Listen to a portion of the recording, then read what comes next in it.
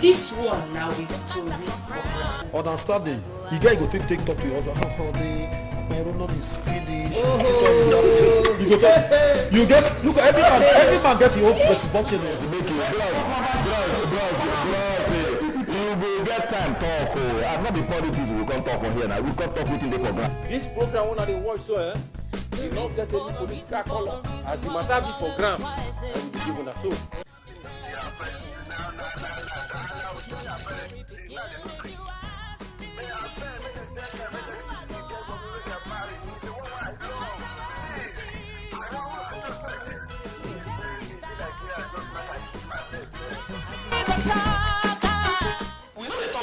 SARS or police na the only problem we Nigeria gets. People wey dey close to government, dem wan dey tell government the truth.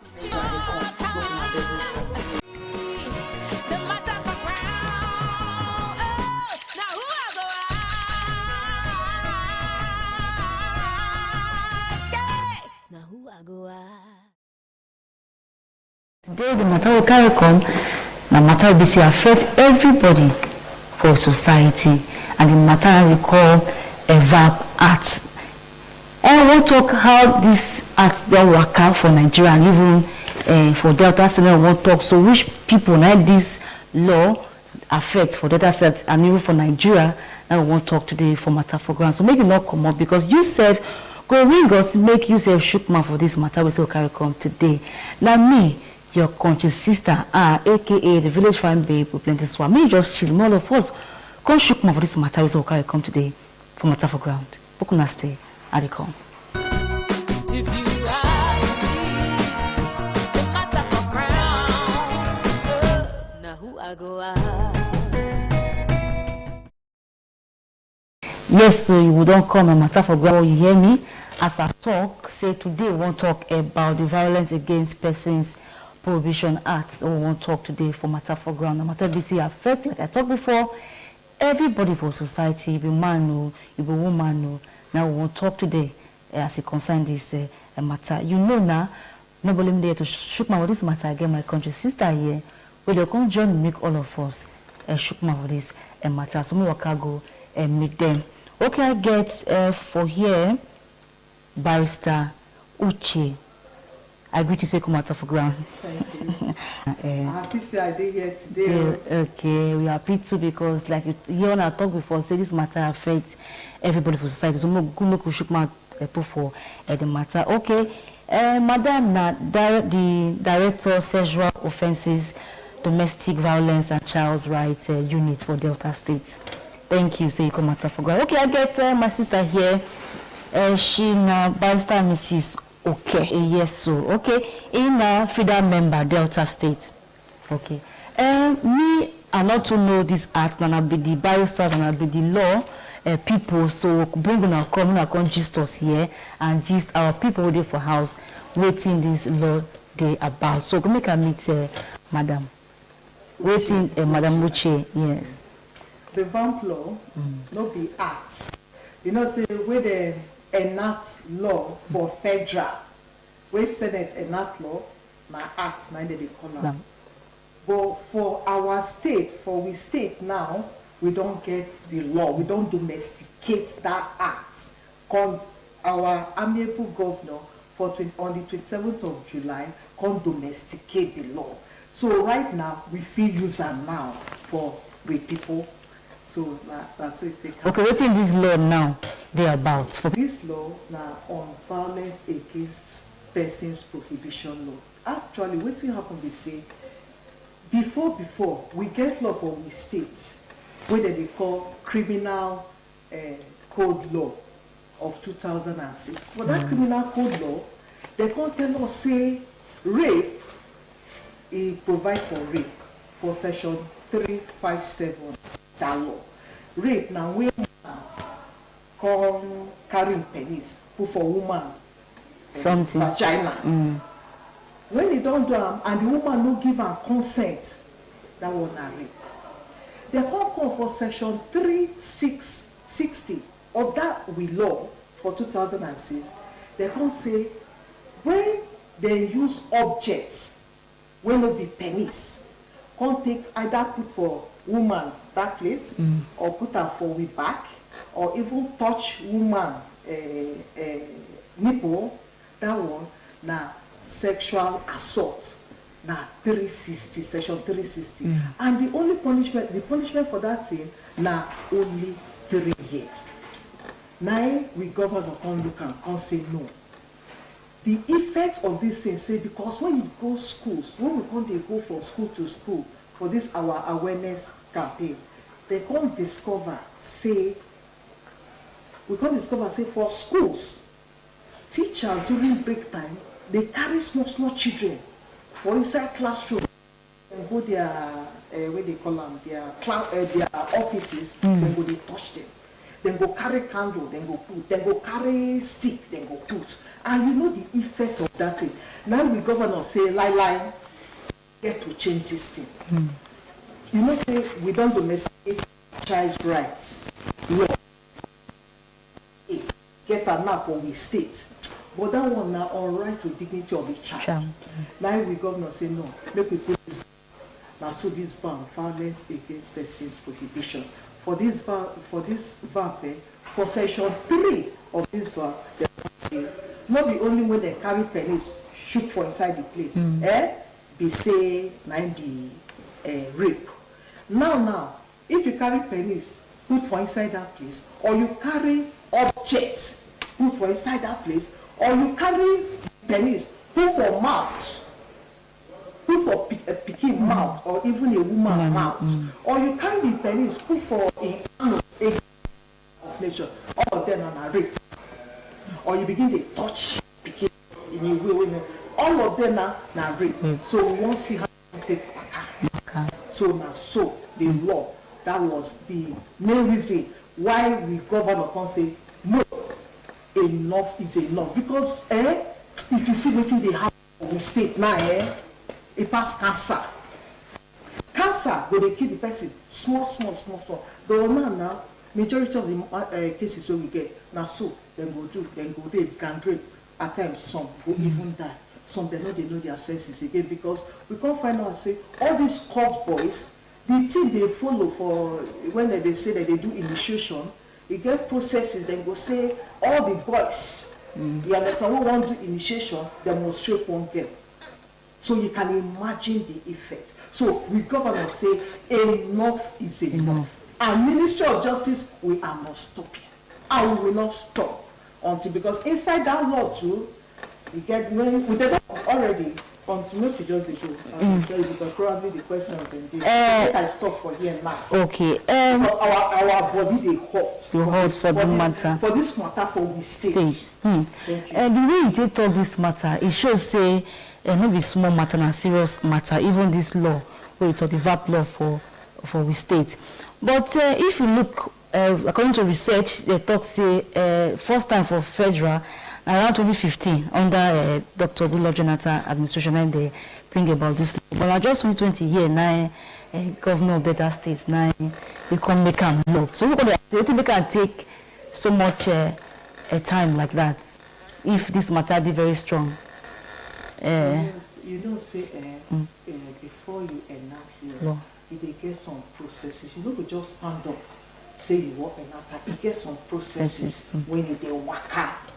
My sister, not be everything will they talk for you. It don't tell where our former commissioner for justice do this thing.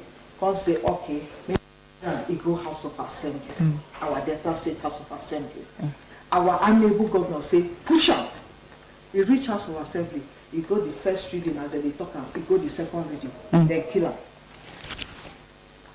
As they kill him, later, my attorney general come here say, yes, command day, now say I beg, oh yeah, let us represent it.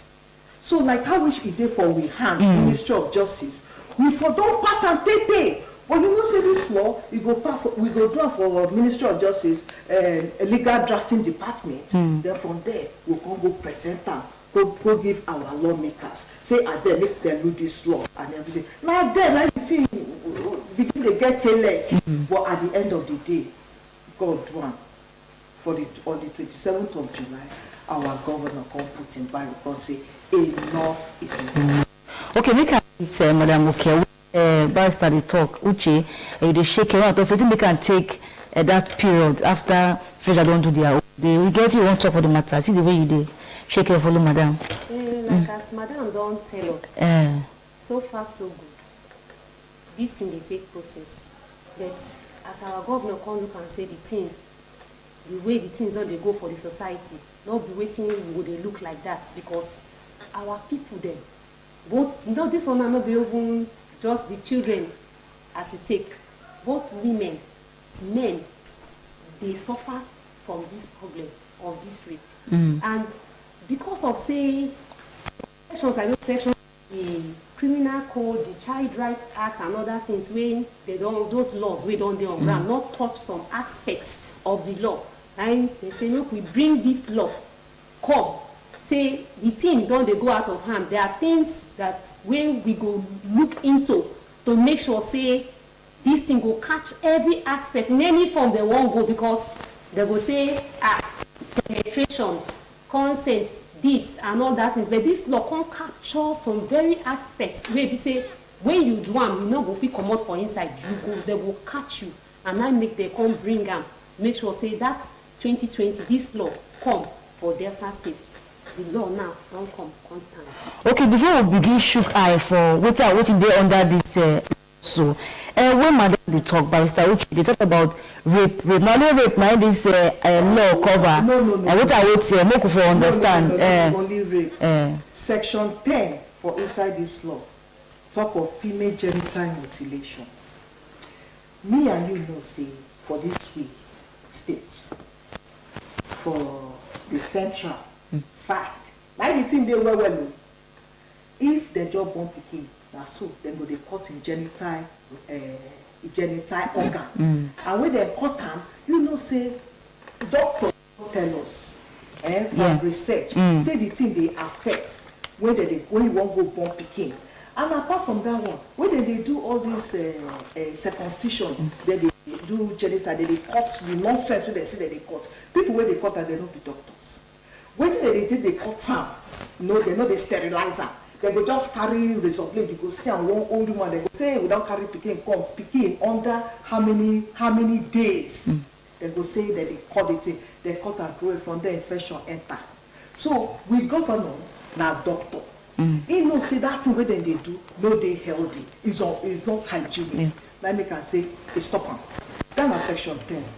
Then section what do they call them? Section 19 come talk say, you know say apart from rape and this thing, we get domestic violence from there. Aggressive behavior amongst spouses. We governor, it cover the place.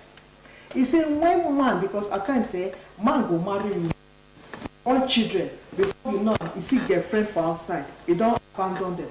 Now for the section 19 sub 2, it talks say when you abandon your king or abandon your wife without any means of sustenance. That one, now law, now 4 years, then they waka go. Apart from that one, widows. We governor no stop for say okay rape or say female genital mutilation. It cover widows. Oh. Widows now you know say if woman die for inside where they do the burial self, man I don't shoot enter. He don't see one girlfriend. But if now man nine die and the woman nine kill her, they'll come begin to tell and say they go back the man, the water, he go drink and he go do this one, all those rubbish rights where they always bring come. We governor say enough is enough. So it's still there under the law. So any person it's VAP law, so it's still under the VAP law. This thing, I just section 23, if I'm not mistaken, or so. It is inside that VAP law.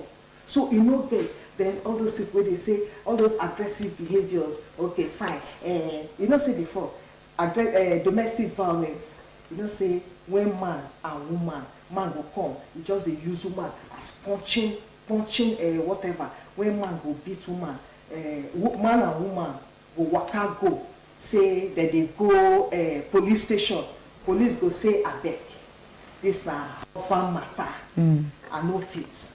Now, e dey for that farm.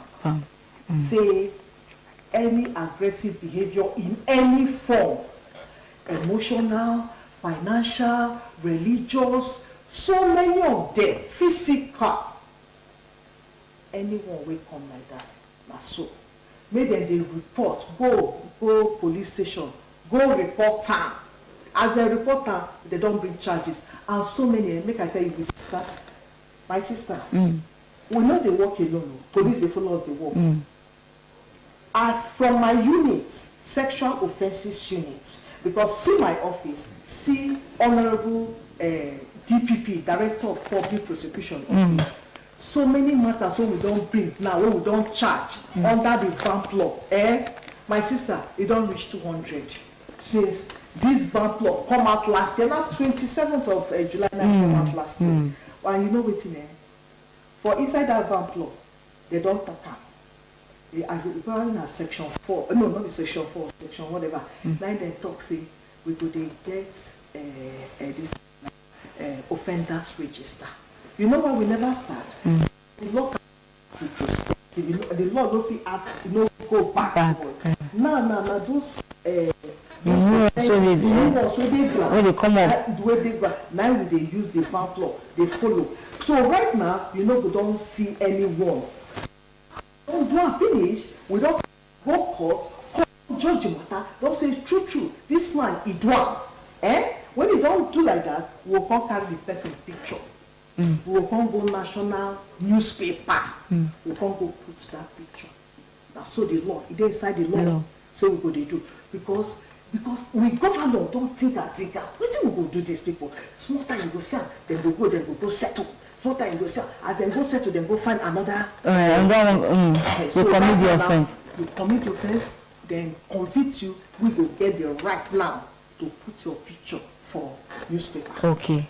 Barrister Uchi, we don't talk plenty say nobody for rape, say domestic violence there inside, husband beat wife. But most times when they talk about domestic violence, a man they sharply go when man beats wife. But not just that one. Maybe a man own job when man beats. You know, you don't say Onipo talk something, say there is what they call law of natural tendency. Law of natural tendency, they say man supposed to stay on top of woman. So when all those violence they happen, it is assumed. Now only in rare cases, but my sister, I don't want they bias. When you look this matter, for some matters, so they don't say, a woman carry something, it shook man. Make I tell you, person not just they sit down the man. That's something, and they lead to something. But there is no justification whatsoever. If you not say your husband will cheat, what can't go? As you they go heaven, you know they go with your husband. Only you they go now. You understand? So na him, I not say men too, but na in rare cases. So they say now law of natural. So they just now man they let's do the thing. They give they for to a woman, not the heart from the other way to come. No, I'll tell you. No, okay. That's what your text said. Come in. Yes. You know, say this as we talk, now how the VAP law to cover all the aspects of all these gender-based violence. And again, if we look from as Madam don't talk and so far, from section 3 to 29 of this VAP law, to catch the various aspects of these offenses. The first one, he said to eliminate every form of private and public life, as in violence against private and public. Which are waiting for the act, so thank you. For the law. For the law. Yes. Law. Now, private and public. Want to talk on public. Now your office. Now marketplace. Where you do your business. Where you carry out your duty. Any form of violence in all these places. Where you do office, they say, if you not do like this for the office, the woman will not go give you this position. They don't supposed to promote you because of say you not agree for Oga. You know, that one are public form. Private, inside house, where they know they see these things. Now, we as feeders, Federation Women of International Law of Federation for Women. Now, we can't dey talk say some women no dey fit talk out. Shame. They know dey fit come out. Now as this act come, we dey now dey come tell people say make una dey speak out because we don't get law where they cover all these things. Okay, before we go talk about how people don't know about this law, if truly say people I don't reach this law, but when we talk that one, waiting there for the law will be say one person go here say if you do this thing, this law cover this matter, so make you take off, make you not do. Waiting there for under this law. Okay, now, apart from the children for that rape and all that, they said husband and wife too when get quarrel inside house. You understand?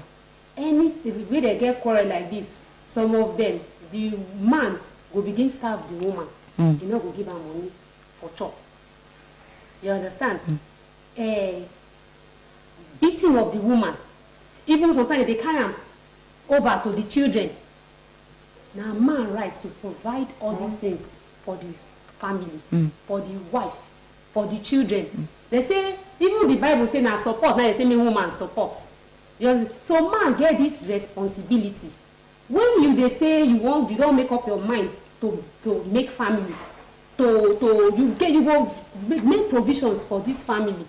If something come up as a man, you go know the way you take carry yourself. So they are under domestic violence. So inside. Then my sister, to act to waiting my learned friend they talking, they talk violence. She talk public.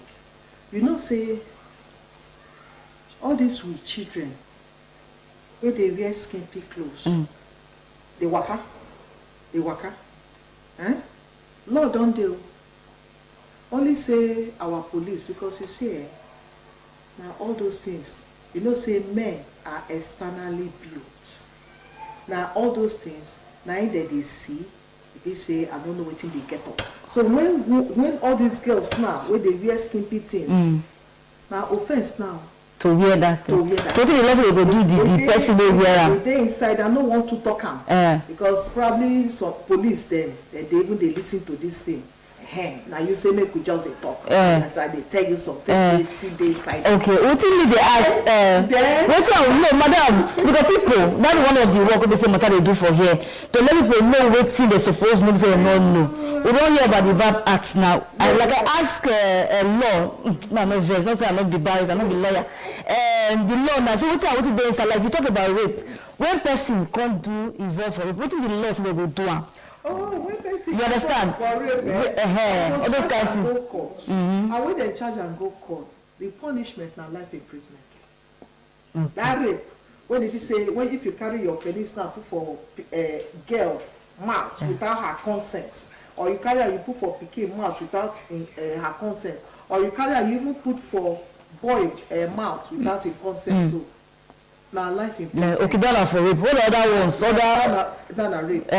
For female genital mutilation, that one now 4 years. For where? To female, if they catch any woman, we say it carry pikin, they say if they cut it, they come out the female genital, and not be circumcision for woman. For woman, okay. Now 4 years imprisonment. Yes. Okay. Then a man will abandon the wife, abandon children. You no leave anything for them. That one at 3 years. 3 years. Yes. Abandon. Okay, Pastor, the matter plenty, but we'll sharply go small break now. We'll come back. We'll call really sugar for these VAP laws. So maybe people really know what and waiting the law talk about these offenses, so that we will help people to run away from these offenses. Okay, maybe we'll sharply go break. At the come, we'll come talk this matter. I want to tell the story, but I've got to tell it from the starting. Yeah. About a man, a woman, and a girl begin.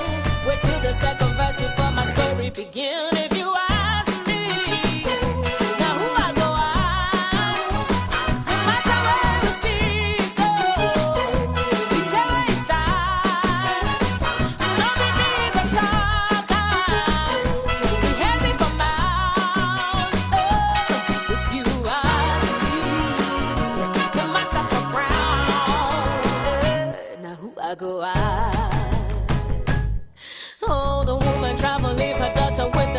home lonely. Hey, you know, say I begin see the man is daughter and then they play strong play. Yeah. A month later, the daughter say her period delay. I ask her who touched her, she say her daddy only. I don't know what to say, I don't know what to tell her mother. It be like say she gets a ballet. If you ask me, now who I go ask? No matter where you see, so it always starts. No be me the talker, be heavy for mouth. Oh, if you ask me, no matter what ground, hey, now who I go ask? The VAP law, which be say na violence against persons prohibition law, na the real law wey come out make e stop anything bad against any person. Na the thing wey the National Assembly get in mind wey make them pass that law, and as they don pass am, e don become act. It don't become national law. So every state now they pass them small, and many states don't pass them. Why? Because they sabi say that law will help people well, especially women and children wey no get power to help themselves, especially women and children who no get money. As you can't talk about corruption now, say whether corruption go make the law make it no work. No, it no go make them. Because people, as we dey go about as FIDANS, as International Federation of Women Lawyers, they go about for Nigeria, they talk, make people understand, say that law, comot, make it can help them get their rights, make the big people know they make them suffer too much. So that law, it go help. And as Delta State don't make them their own law now that law get teeth, where you go take bites well, where you go take bites well.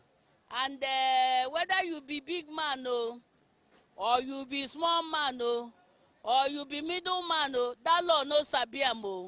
The thing where the law sabi be say you don't do bad thing where they against inside that law.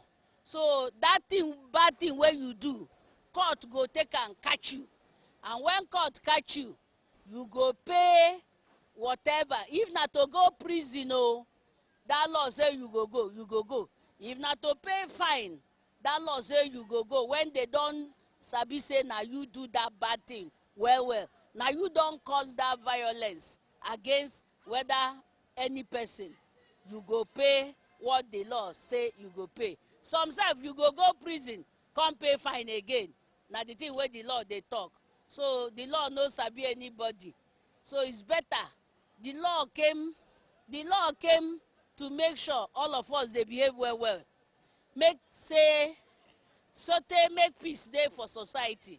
So they make all of us live in peace, can develop this our country where we they call Nigeria. Now the thing where the law come, our society go there better. We go come belong among the civilized countries. Now the thing where the law come to do.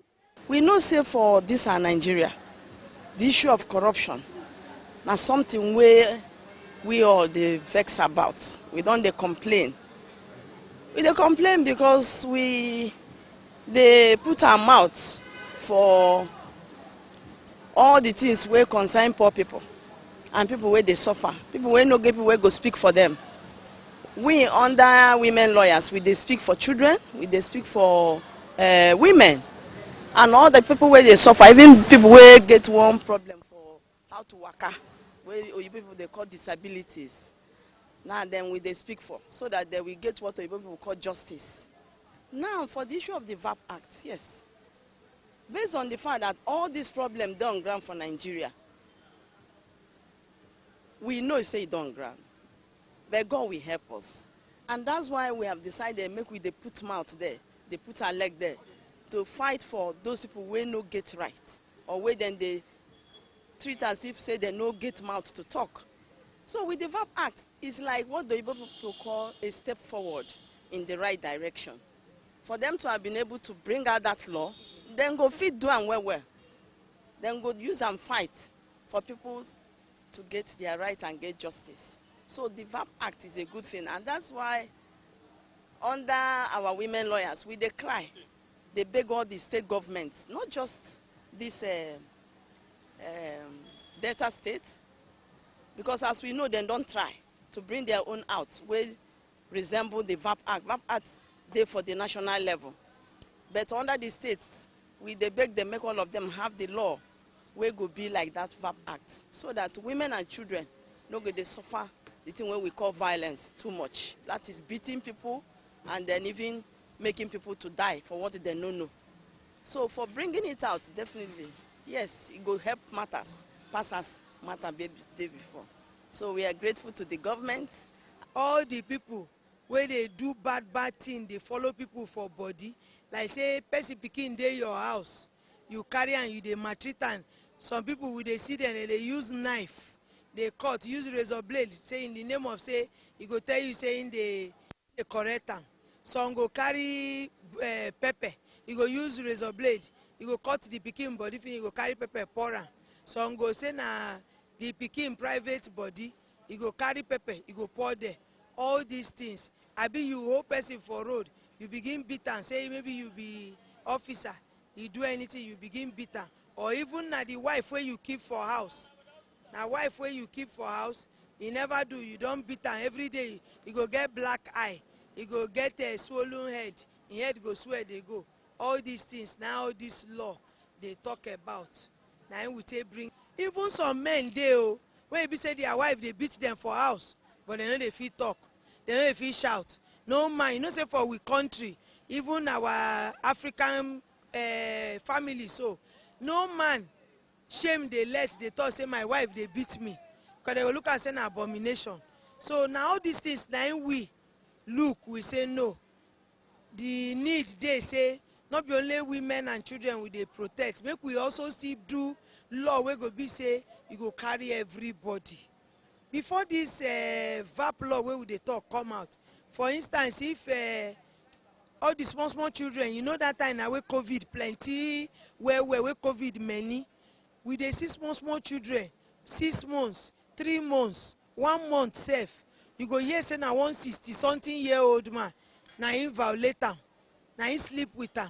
People go dey wonder which kind thing be that one. Some of them na hand o, na him the old man take dey put for the small pikin leg, in nyash, in vagina.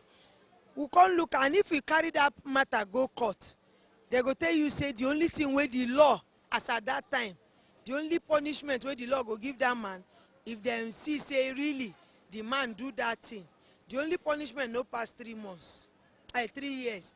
But now we come look and say e no good na, so you go just do, and some small pikin sef, the baby go die out of that thing. So now we look and say no, we need to bring law, ogbonge law, wey go be say e go fight these people when dem do this thing. Na im make us go fight say make this law wey we dey call VAP law come out. Now the VAP law say whether na tongue you take lick am, so far the virginity e don break. Whether na leg you take touch am, na hand you take touch am, if dem catch you, the law go follow you, you go go jail. The jail term now e don come many pass as e be before. So na im make us fight say make this VAP law come out talk. Yes, we know say for we country na where rich person, man wey get money, woman wey get money, na im dem dey respect. But we come out say we no dey agree that kind thing. We go disgrace the person, we go make am know say your money no fit buy you everything for life. Say you be senator, you be governor, no make say you dey above the law. That na wetin we feeder women dey fight, say we no go gree. So violence against persons prohibition law no be respecter of anybody. If you be governor, you violate anybody, so long as we hear am. If you lucky we no hear am, na be say God don't butter your bread. I mean a devil butter and now no. But if devil baptize you that day, we catch you, we hear am.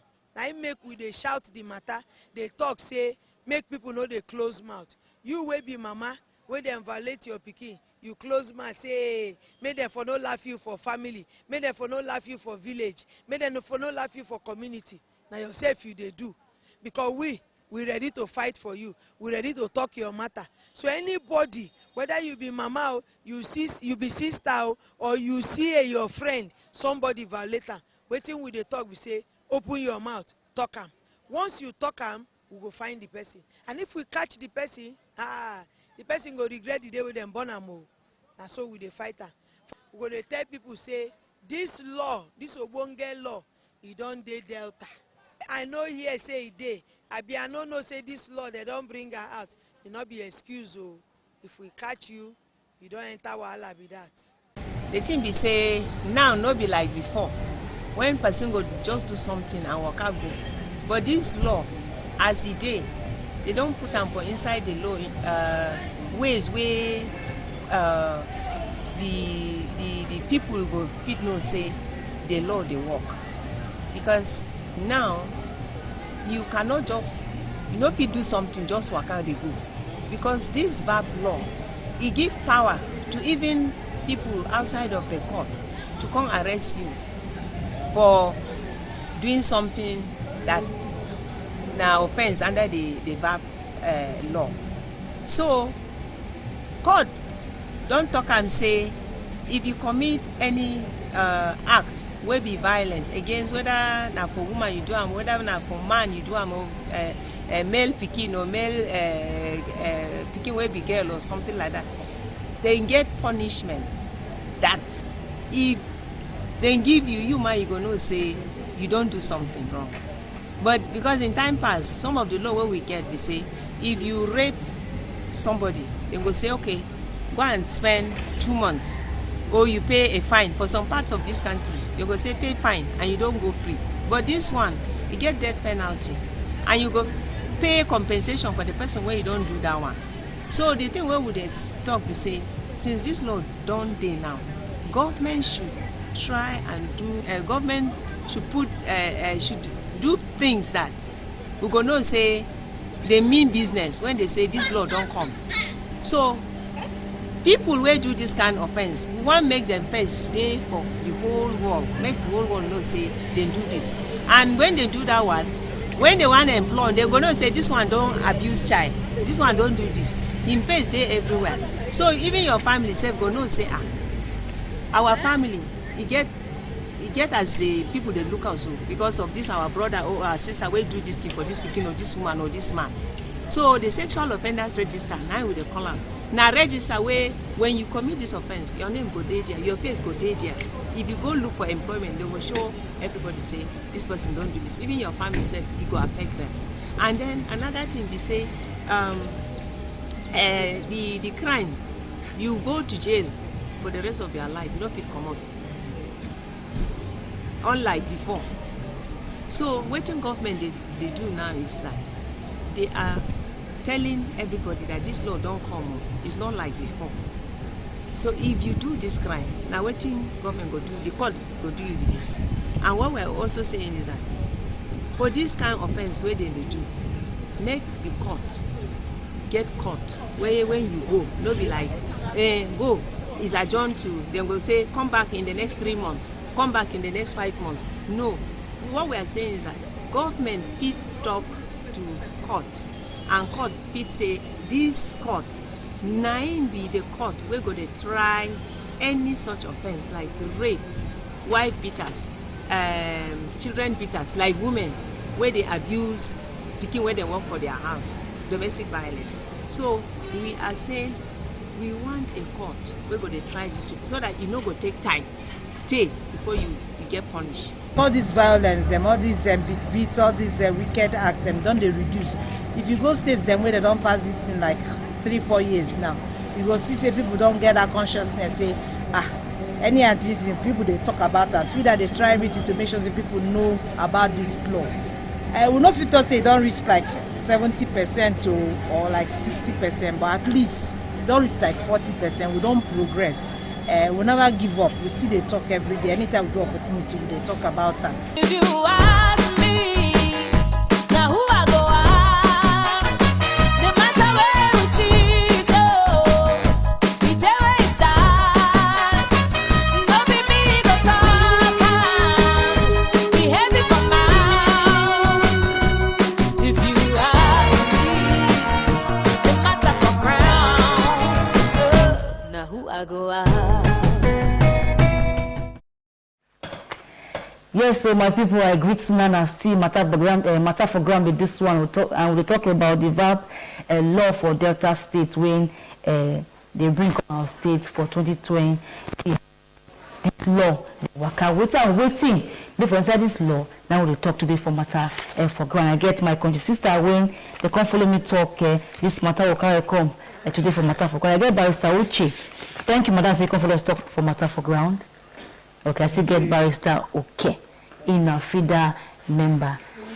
Most of this matter, I like the way they talk we call them passion, the way they not put in our mind to talk this matter because now matter we say it don't eat inside our society deeply. People they suffer direct or indirectly, all of us they suffer the matter. So it's good as we come take our time to let people know about this law we get for Delta. So matter before we go on that show, we talk about the punishment when this law give for this or people say they do this matter. When I say life imprisonment, I don't say I don't talk in a general operation when I say 4 years. I don't say I don't talk when man abandon wife and cheat and go na 3 years. We talk of widows where some people will force widows say yes and will do that widows right. Widows all those this thing where they say that the nonsense rubbish where they go say make woman drink the water, do this one. That one na 4 years. Another one too, I talk about girls where they wear skimpy clothes. You go see all these small girls, before you know you begin to see pants for church, very embarrassing. We see the we don't talk this matter tire. Maybe they beg our people, maybe they help. That one too, when you wear skimpy clothes, that one na 2 years. You get another one, you know say so all these girls they don't even know say that's in an offense. Where you go say you go visit boyfriend go come, you go say you won't drink water or you won't drink any this thing. Boyfriend go carry something, put for inside the drink to stupefy you. You understand? So you know go get sense to in order to derive sexual or to do anything. You know, you go do and you know go even get sense at all. That one so now 3 years too. You see so all this was even domestic violence and aggressive behavior between spouses for homes in public places, all of them they still get. Now so they get them 3 years, 4 years, 3 years. But no because our governor say they must suffer for them. So these are the various when you be there, when you go police station, police go say I beg, make you carry matter go. Then go say I beg now traditional this thing, go do and everything. Nah law. So we thank we governor. Say now God, my God, bless her. In wife, make I tell you something. In wife, her excellency, oh my God, now God, my God, bless that woman. That woman, now God sent for we state.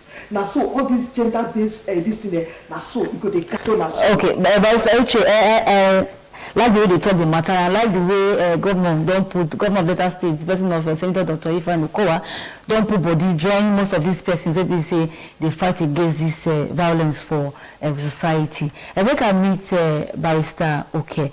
Madam don't talk so many things, so many punishments where this law don't put for ground. When we say anybody will do this matter, this violence or anything, say see how they go to them. 2 years till from 2020 till now, it's still fast small.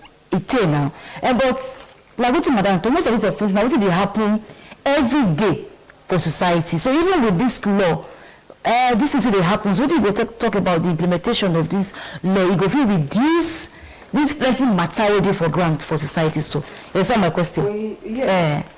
You go fit. In fact, they reduce them because now we don't create awareness. They go schools, they go marketplaces, even for church. The women, as in Tuda, don't go seminar too. they educate people, they enlighten them, they tell them, say, this law don't come stand gidigba. If una not come out, we not go know wetin dey happen. Make una come out, they come talk. We dey even dey give our lines, feeder lines to them. Say, make una come out until una come tell us say na this thing dey happen to una, we not go know. So far so good.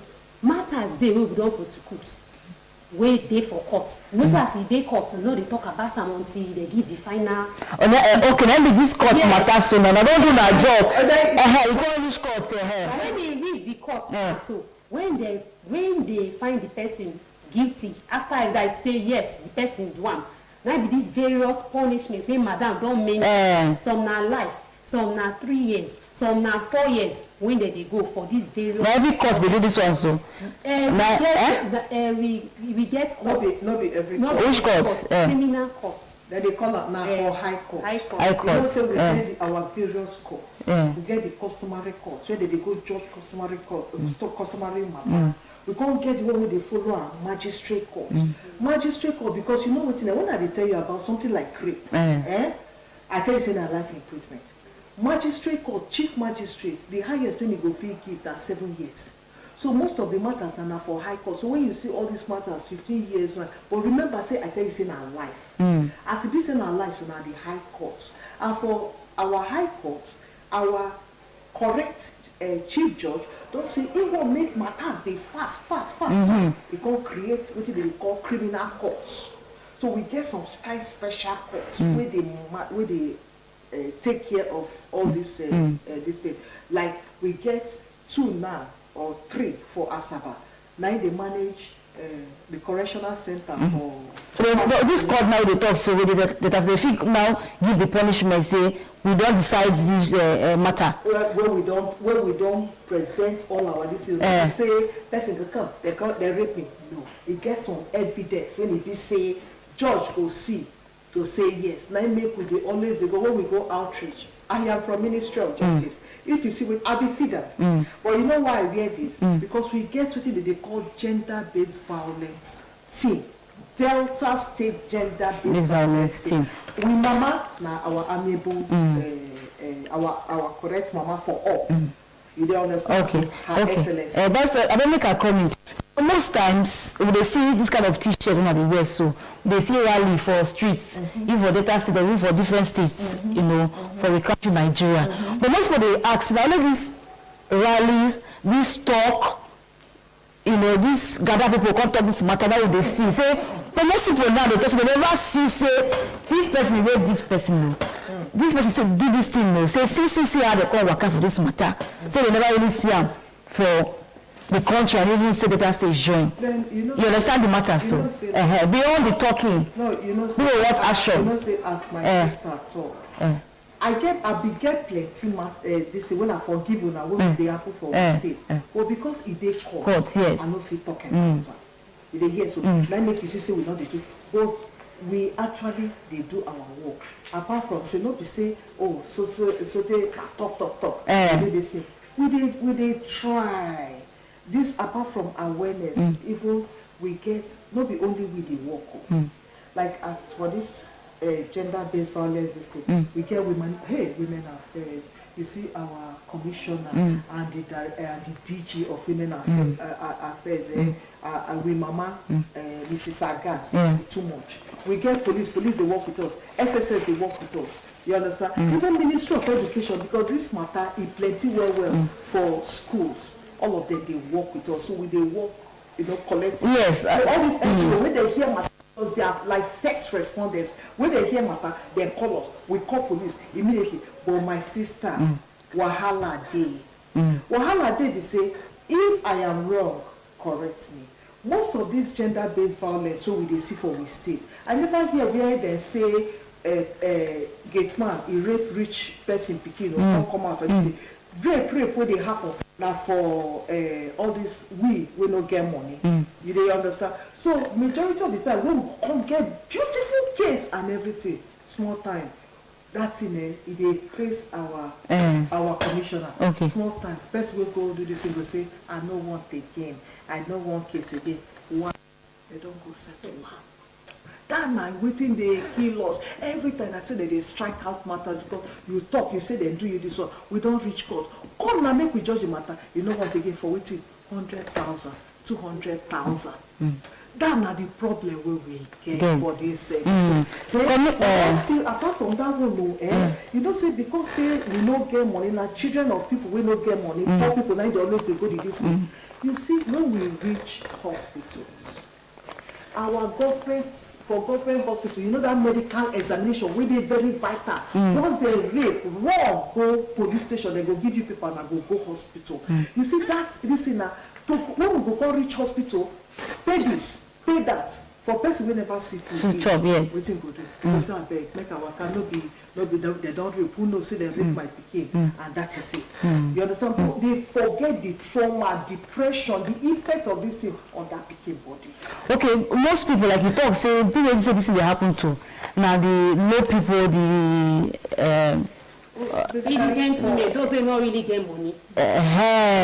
So how they call waka to see say they really get justice? Because most times like I talk no justice. FIDA stand for.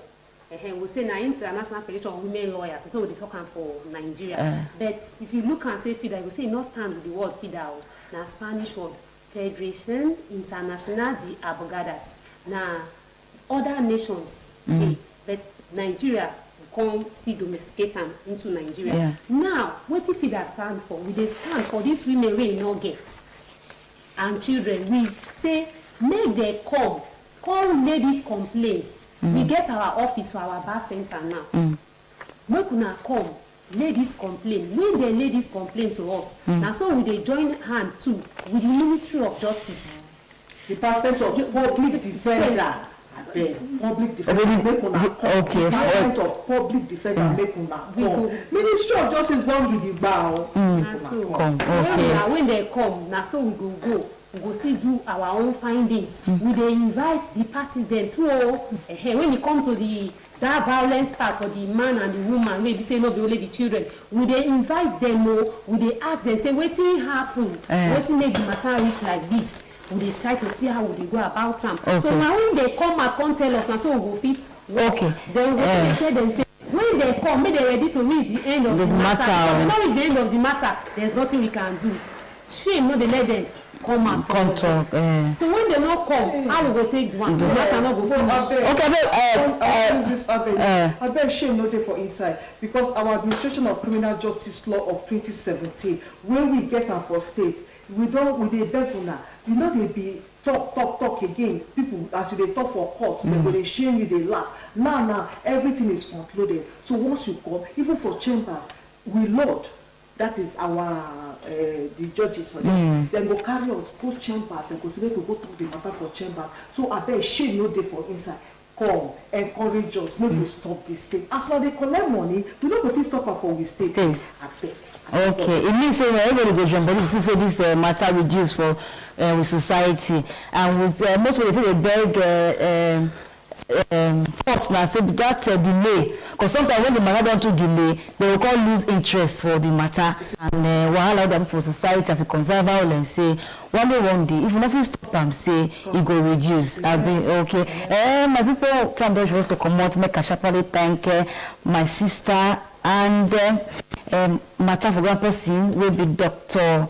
Say doctor, I want to into Dr. Barrister Uchi Akama sexual offences, domestic justice. Now where she come from, so they don't talk safe. Now any matters it concern violence matter. Look now go meet them so they're ready to help una to see say get justice. Okay, make a sharply thank my sister to come from FIDA Barrister Mrs. Okay. Yes, okay. And I do was not going to talk this matter. Okay. For giving us the opportunity. I beg they invite us. They come. We want to come every month. Make the topic a matter. God will bless you. Okay, thank you. You do well. Say you thank us. We thank you too. Okay, my people, we don't come up for matter for ground. We beg say yes. So the law there for ground for a debtor state, but for we for matter for ground, we beg say and we could see say we not put body for all this kind of matter. We don't count give us so rape and all those matter make we come out body. We go free instead of us going through the process and going to the punishment of this violence. So look na beg. Come on, I for waiting will put you for trouble. Until I come again next week for Matter for Ground. Now me, aka the village fine babe, with plenty swag. Look na stay well. Now bye bye.